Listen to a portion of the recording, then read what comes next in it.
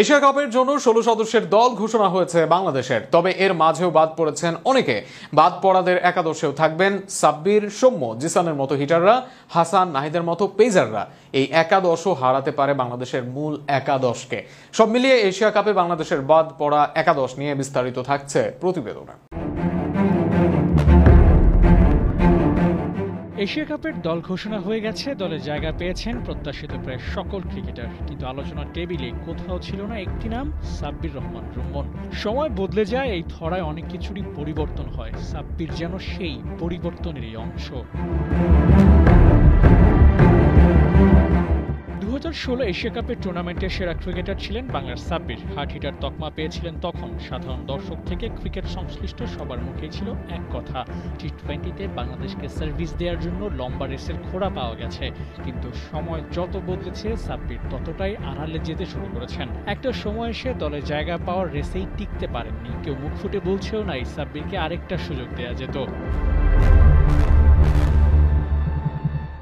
বদলেছে তো অনেক কিছু। অধিনায়ক লিটন কুমার দাস সুযোগ পেলেন তানজিদ তামিম এবং নুরুল হাসান সুহান।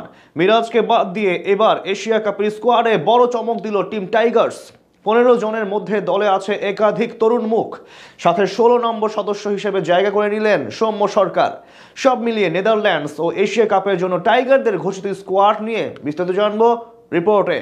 আর বেশি জল্পনা কল্পনার দিকে আগায়নি বাংলাদেশ ক্রিকেট বোর্ড। বেশ চমক দিয়ে এবার ঘোষণা করা হলো আসন্ন টি-20 এশিয়া কাপের স্কোয়াড। বেশ চমক রেখেই 15 জনের নাম ঘোষণা করলো টাইগার নির্বাচক প্যানেল, যেখান থেকে বাদ পড়লেন নাইম শেখ এবং মেহেদী হাসান মিরাজ। দরজায় করা নাড়ছে দুনিয়ার সবচেয়ে বড় মহাদেশীয় ক্রিকেট লড়াই।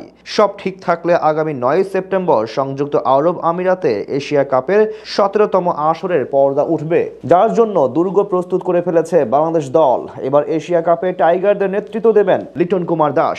প্রথমবারের মতো কোনো বহুজাতিক টুর্নামেন্টে অধিনায়কত্ব করবেন এই উইকেট রক্ষক ব্যাটসম্যান। দলে ওপেনার হিসেবে প্রথম পছন্দ